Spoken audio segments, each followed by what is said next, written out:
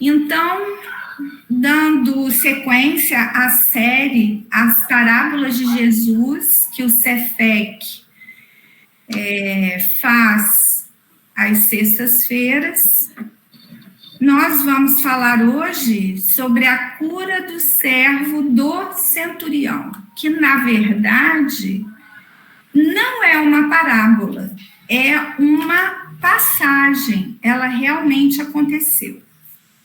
Então, nós temos em Mateus, capítulo 8, versículos de 5 a 13. Então, eu vou ler essa passagem por inteiro e depois nós vamos avaliando, analisando cada pedacinho dela.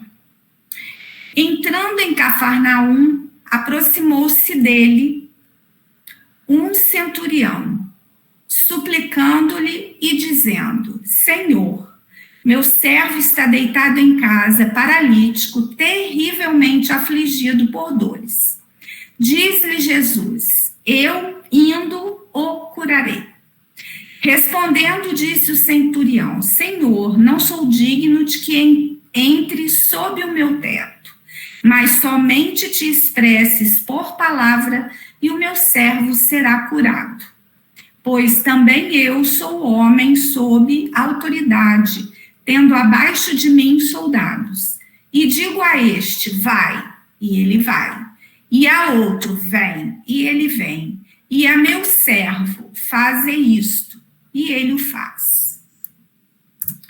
Ouvindo isso, maravilhou-se Jesus e disse aos que o seguiam: Amém vos digo, com ninguém em Israel encontrei tamanha fé. E eu vos digo que muitos virão do Oriente e do Ocidente e se reclinarão à mesa com Abraão, Isaque e Jacó no reino dos céus. Os filhos do reino, porém, serão expelidos para a treva exterior. Ali haverá o pranto e o ranger de dentes. E Jesus disse ao centurião: vai, como creste, seja feito a ti. E o seu servo foi curado naquela hora. Então, nós vamos agora entrar em Cafarnaum. Jesus, entrando em Cafarnaum, vindo do sermão que ele tinha feito das bem-aventuranças, ele retorna para Cafarnaum, que é, na verdade, ela é colocada como sendo a segunda cidade de Jesus, onde ele ficou um pouco mais de tempo. Ali, ele ficava na casa de Pedro, e Pedro, ali ele fez várias curas, né? Inclusive a sogra de Pedro. E aí, Jesus entrando em Cafarnaum, aproximou-se dele um centurião, suplicando-lhe e dizendo: Senhor, meu servo está deitado em casa, paralítico, terrivelmente afligido por dores. E nós temos que o que esse centurião, quando ele suplica, ele está sendo humilde, ele está seguindo as palavras de Tiago, no capítulo 4, versículo 10, humilhai-vos na presença do Senhor e ele vos exaltará. E também a de Lucas, quando, no capítulo 11, versículo 9, Jesus disse: e eu vos digo a vós, pedi e dar-se-vos-á, buscai e achareis, batei e abrir-se-vos-á. Esse centurião, ele tinha o nome de Marcos Lúcio.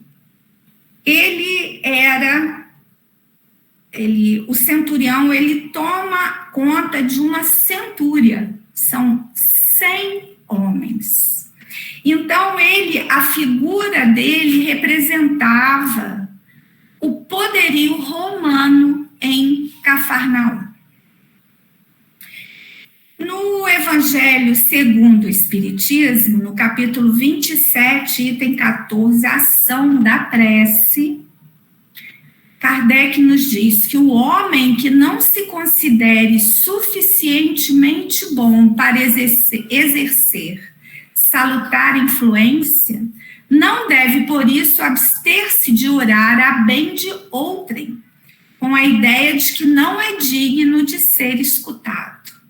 A consciência da sua inferioridade constitui uma prova de humildade, grata sempre a Deus, que leve em conta a intenção caridosa que o anima.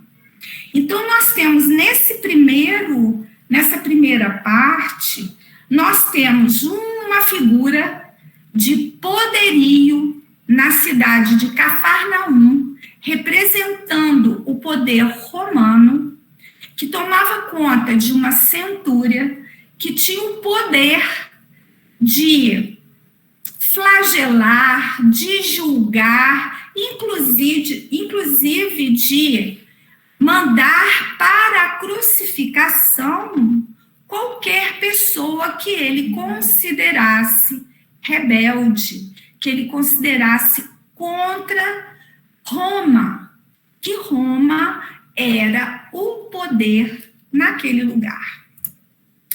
Então, nós temos aí as ruínas de Cafarnaum. Cafarnaum, ela está situada ao norte do mar da Galileia, também chamado Mar de Tiberíades ou Lago de Genezaré. Ela está a 185 quilômetros de Jerusalém, a 50 quilômetros de Nazaré e a 16 quilômetros de Tiberíades. Cafarnaum era uma cidade tipicamente de judeus, de pescadores, mas era um ponto importante comercial, por isso aí tinha uma centúria. Aí morava Pedro, aí Jesus encontrou Levi, tinha uma alfândega, foi quando Jesus convidou Levi para o acompanhá-lo, foi quando Levi se tornou Mateus, e era uma cidade tipicamente de judeus, da pesca, mas era uma importante passagem de uma via, um centro comercial. Cafarnaum vem de Cafar, que quer dizer aldeia.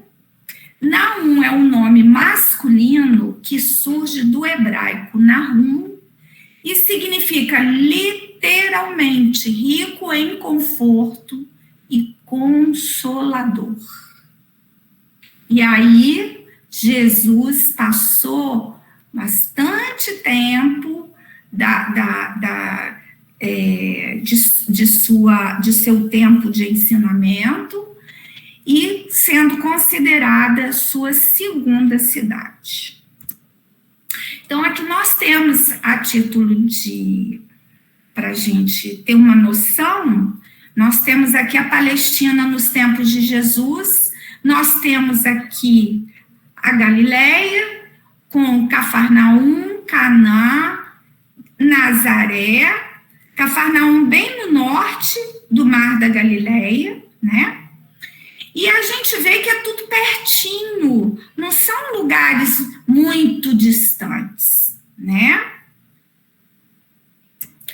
E Cafarnaum, ela fazia parte de um caminho chamado Via Maris, quer dizer caminho do mar, do latim, que ia do Cairo, no Egito, até Damasco, até o Líbano, no Beirute, né, a capital do Líbano, e essa Via Maris aqui era um importante escoamento de mercadoria. E a gente vê que passa por Tiberíades, próximo, 16 quilômetros de Cafarnaum. Então, ela fazia parte desse transporte, dessa grande via de escoamento de mercadorias. Essa Via Maris, ela saía do Egito, passava pela Pérsia, pela Síria, Anatólia e Mesopotâmia. Isso tudo nos tempos mais antigos, né? Atualmente é Egito, Irã, Síria, Turquia e Iraque. E aí, Jesus responde para o centurião: eu indo o curarei. E aí, eu como médica, eu penso qual a capacidade que nós temos de ter essa certeza que nós resolveremos todas aquelas doenças daqueles pacientes que nos procuram. E Jesus, o médico dos médicos, ele afirmou: eu indo o curarei. É a capacidade de amar de Jesus que faz com que ele nos cure. E é o nosso amor a Deus e ao próximo que nos faz passíveis dessa cura, abrindo o coração para essa cura. A cura não só do corpo, mas a cura, como nós almejamos, a cura do espírito. Porque nós pedimos a cura do corpo. Muitas vezes, a doença do corpo é a cura do espírito.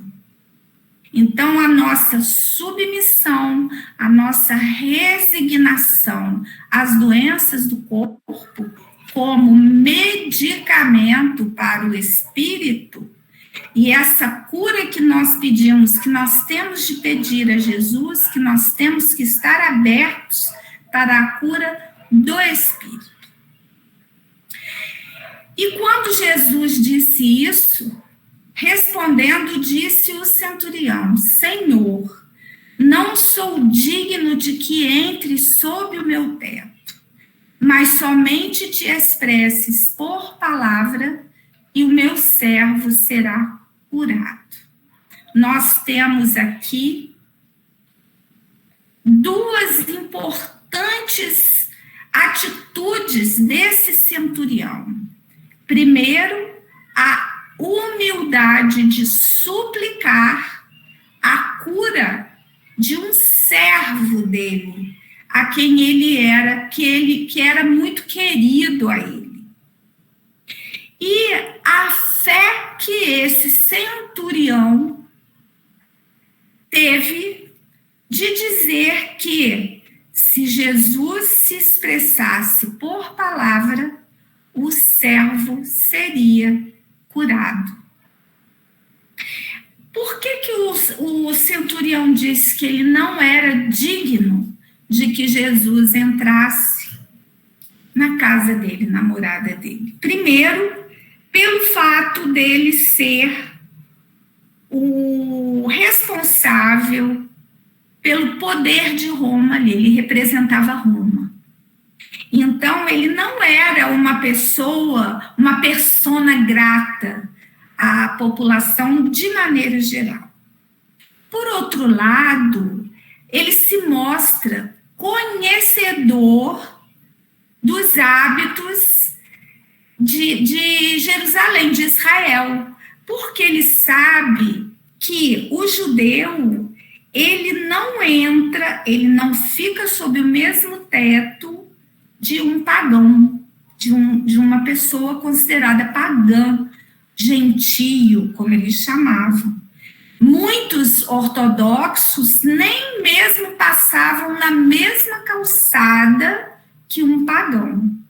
Então, ao mesmo tempo que ele se coloca humildemente suplicando a cura do servo para Jesus, ele se mostra conhecedor dos hábitos, e ele também não quis impor a Jesus uma atitude que de repente desabonasse perante os outros judeus, já que ao judeu não era permitido que ele estivesse no mesmo teto que um pagão.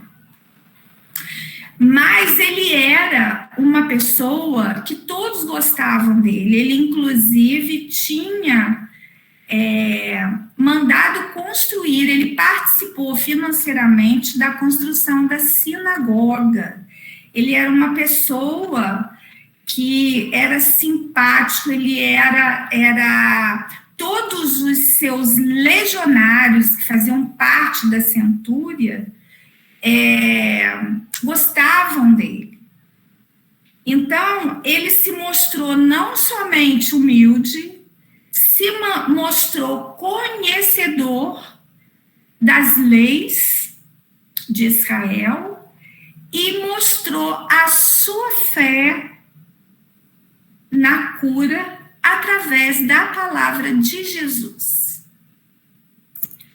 E nós temos que ele, provavelmente, ele conhecia o Antigo Testamento, porque em Salmos 107, versículo 20, nós temos que enviou a sua palavra para os curar e para os arrancar da morte. E nós temos que em João 17:17, santifica-os na tua verdade, a tua palavra é a verdade. Então, esse centurião, Marcos Lúcio, se mostra um espírito mais avançado em reconhecer as palavras do Antigo Testamento e reconhecer a autoridade de Jesus. E ele continua. Aí nós temos a fé raciocinada. Pois também eu sou homem sob autoridade, tendo abaixo de mim soldados.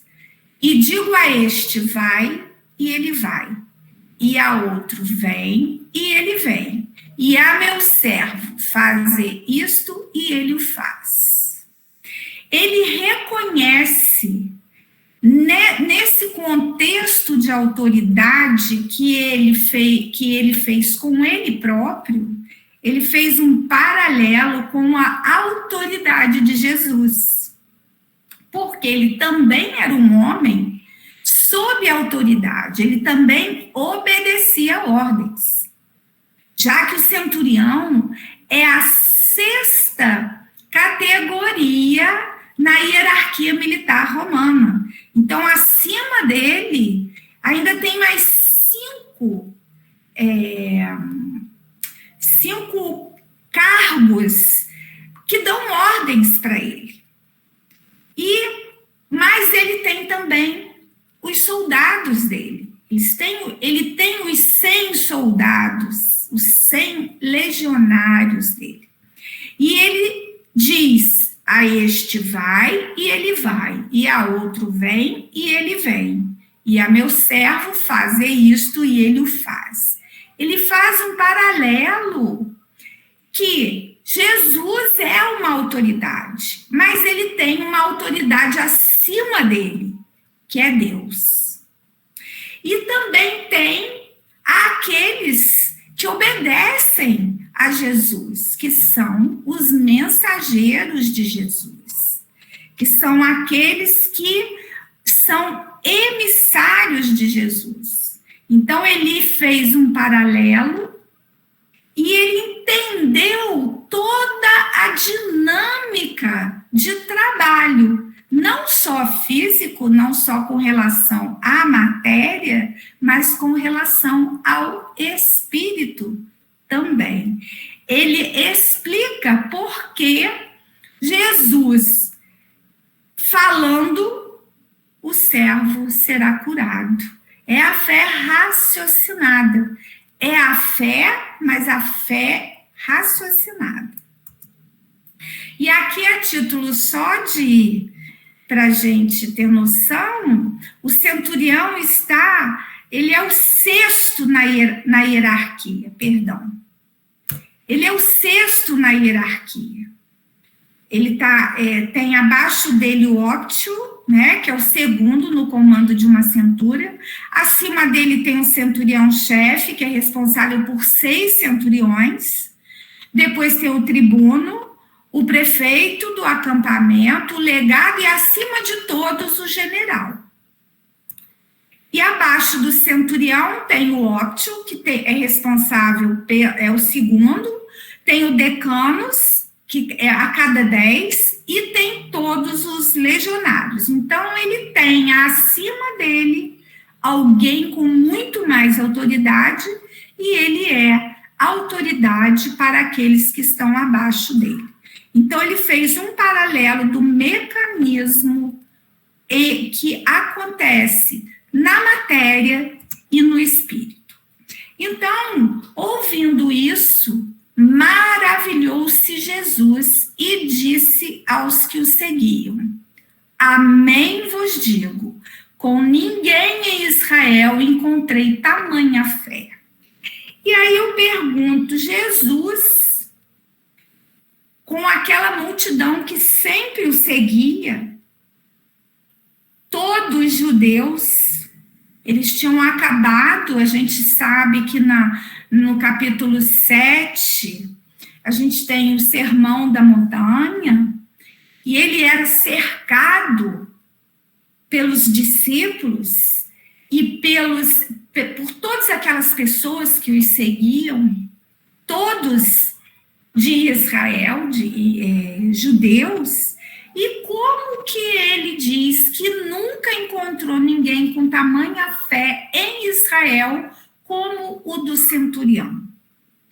O que nós podemos descobrir, né, no estudo desse versículo é que os judeus, eles se consideravam o povo escolhido, né? Os hebreus, toda aquela parte da história de Israel, eles eram o povo escolhido, eles eram aqueles importantes que acreditavam em Deus, e eles se julgavam merecedores das curas e dos cuidados que Jesus tinha para com eles. Então, eu lembrei também de uma história que a gente vê em André Luiz, eu acho que é em Obreiros da Vida Eterna, se eu não me engano, em que uma senhora que estava naquele pântano e que André Luiz estava acompanhando o grupo que ia socorrer, e que essa senhora gritava que era espírita. Eu sou espírita. E eu conheci Bezerra de Menezes, e aí quando jogaram aquela malha, ela segurou na malha e a malha se desfez. Então, o fato de você pertencer a alguma igreja, o fato de você fazer parte de alguma congregação, o fato de você trabalhar num centro, não vai fazer com que você seja o preferido ou que alguém seja preterido por você. Porque O que vale é o que você tem, a verdade que você tem dentro de você. Então, eu vou à igreja, eu estou na igreja, então eu peço a Deus, Deus, eu estou pedindo isso, porque afinal de contas eu venho à missa todo domingo. Deus, Jesus, eu estou pedindo porque eu venho no centro toda semana, tomo passe, tomo água fluidificada. É essa maravilha que Jesus encontrou nessa fé do centurião, que mesmo se sentindo indigno por ser uma pessoa, um pagão segundo os critérios de Israel, mesmo ele sendo do poder que na época tinha o poder em cima daquelas pessoas, né, que tinham poder de vida e de morte, ele, mesmo assim, ele suplicou, e nem foi por ele, foi por outra pessoa. Foi por um servo, que naquela época, um servo não está doente, bota para fora, compra outro. Mas ele era uma pessoa com uma vibração, com um entendimento espiritual acima da época. E aí, Jesus continua. E eu vos digo que muitos virão do Oriente e do Ocidente e se reclinarão à mesa com Abraão, Isaque e Jacó no reino dos céus. Então, Jesus estava já prevendo o que aconteceria, que a palavra dele, os exemplos dele, a vida dele e a morte dele se espalharia, as lições se espalhariam e o mundo todo. Muitos virão do Oriente e do Ocidente, de toda a parte, e se reclinarão à mesa com aqueles que são os precursores, o arcabouço de Israel, Abraão, Isaque e Jacó. Então, todos seriam filhos e se sentariam à mesa com Abraão, Isaque e Jacó. Já os filhos do reino, ou seja, os próprios judeus, serão expelidos para a treva exterior. Ali haverá o pranto e o ranger de dentes.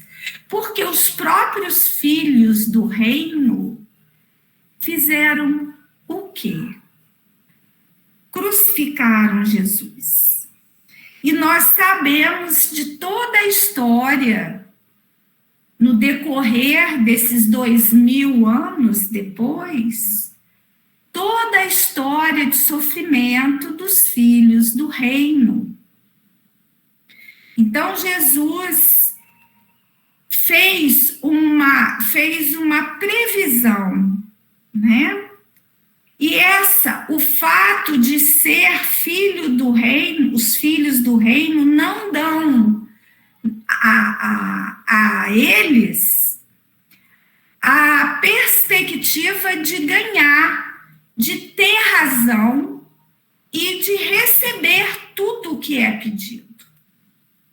Porque, na verdade, a sua conduta, ela vai ser dirigida pelo seu pensamento, pelo seu coração, pela sua mente, pelo seu sentimento.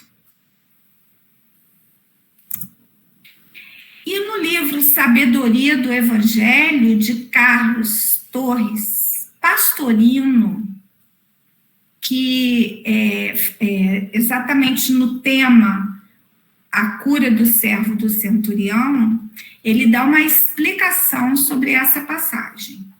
Então, ele diz que aproveita-se de Jesus para afirmar que não é a raça nem a religião que influem na conquista do reino dos céus, mas o conhecimento da verdade adquirido pela elevação pessoal de cada um. Então, a nossa conduta, as nossas atitudes no dia a dia, independente de religião, de raça, é que vai nos dar essa conquista, é que vai transformar o nosso coração, no reino de Deus. E ele diz isso com palavras bem acessíveis a todos. Muitos virão do Oriente e do Ocidente para sentar-se com Abraão, Isaque e Jacó no reino dos céus. Não apenas alguns privilegiados de outras religiões, mas muitos. Então, serão muitos aqueles considerados até então pagãos e gentios que virão e vão se sentar com os patriarcas no reino dos céus. Enquanto isso, os filhos do reino, ou os israelitas, embora convictos de que são os únicos que possuem a verdadeira religião, ficarão de fora, sem conseguir a herança de um reino de que se dizem filhos. Então, está bem claro que não é o lugar, não é a sua raça, não é a sua religião, mas os exemplos, as nossas atitudes que vão nos permitir entrar no reino dos céus, como Jesus diz nessa passagem.